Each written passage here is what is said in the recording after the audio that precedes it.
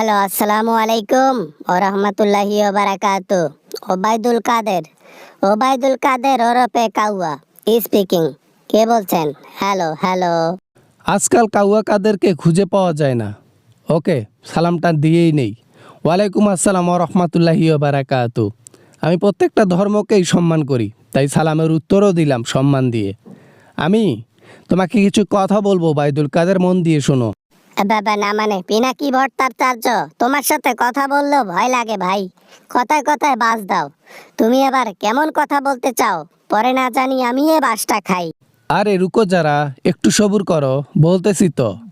হাদি ভাই আর নাই, হাদি ভাই চলে গেছে। দোয়া করি সে জান্নাতবাসী হোক। এটার জন্য কে দায়ী জানো? বাবা না মানে হাদি, ওসমান হাদি নাকি?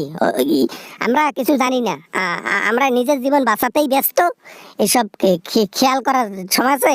এইটার পেছনে দুজন ব্যক্তি দায়ী আছে, দুইটা আলাদা আলাদা প্ল্যাটফর্ম দায়ী আছে। আওয়ামী লীগ এবং ইন্ডিয়া, হাসিনা এবং মোদি। তাইলে তুমি পিনাকি ভট্টাচার্য ভাই, তুমি ওই হাসিনাকে গিয়া ফোন দাও। আমাকে ফোন দিছো কেন? আমি আমি আমি এসব বলতে পারবো না তো। আমি আমি আমি আমি হাসিনার সাথে কথাই বলি না। কেন কেন তোমাদের মধ্যে ব্রেকআপ হইল নাকি? কেন কথা বলো না কেন? রিলেশন করছিলে নাকি ওবায়দুল কাদের? আচ্ছা, এটারও আমি জাজ করতেছি, সময় নেব একটু। এই খাইছে রে। না না না না না, মোটেও না, রিলেশন না। আমি এমনি কথা বলি না। সে প্রস্তাব দিছে ইন্ডিয়াতে আসো, আমরা মিটিং করে বাংলাদেশে ঢুকবো। আমি বলছি না, পারবো না, আমি একদম না। কেন কেন কেন তোমাকে ডাকলো মিটিংয়ের জন্য, আর তুমি একজন আওয়ামী লীগের বড় নেতা, আবার হাসিনার ডাইন হাত, তুমি আবার মিটিংয়ে না করলা কেন? আমি বুঝতে পারি যে এগুলা ফাও মিটিং।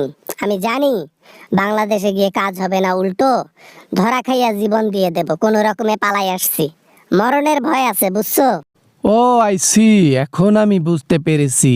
তুমি ভয়ে তুমি মিটিংয়ে যাও নাই, হ্যাঁ? যাই হোক, এই ভয়টা যেন সারা জীবন থাকে বাংলাদেশের জনগণের জন্য। থাকবে থাকবে।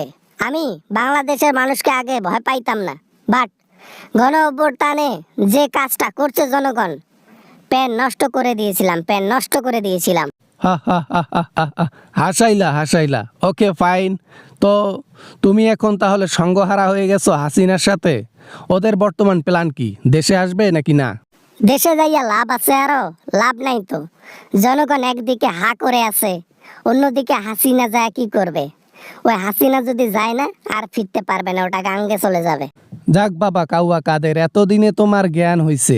এখন আমি জানি এই জ্ঞানের পিছনে যে বড় অবদান রয়েছে, সেটা হচ্ছে এই জনগণই ভয়টা ঢুকাইছে। আর এই আওয়ামী লীগের নেতা সারা জীবন বাংলাদেশের সাধারণ পাবলিককে বাঘের মতো ভয় খাইতে হবে, বেঁচে থাকবে যতদিন বাঘের মতো ভয় খেয়ে থাকতে হবে। হয়েছে। ওই ওসমান হাদির পেছনে আমি ওগুলা কিছু জানি না। যদি কিছু জেনে থাকে তাহলে ওই হাসিনাই জানবে, আর ওই মোদি জানবে। আমি কিছু জানি না, বাই। আরে এত হপচ্চপর করতেছো কেন? হ্যাঁ, ফোন রাখার জন্য উতালা হয়ে পড়েছো কেন? তোমাকে কি এখন আমি খেয়ে দিচ্ছি যে তুমি উতালা হয়ে পড়ছো ফোন কাটার জন্য? এখন খাবা না, একটু পর খেয়ে দিবা। যতক্ষণ ফোনে কথা বলবো শুধু খেয়েই দিবা আর বাসে দিবা। ভয় লাগতেছে, আর কথা বলতে পারবো না ভাই, রাখলাম, বাই। ওবায়দুল কাদের দেখি জনগণের ভয়ে টনটনা হয়ে গেছে। যাক, ভালো, এই গুণটা থাকতে হবে। এই গুণটা হাসিনার মধ্যে থাকলে আরো ভালো হইতো। হ্যাঁ, নো প্রবলেম। এই গুণ ওই হাসিনার মধ্যেও খুব জলদি আসতে চলেছে, কামিং সুন।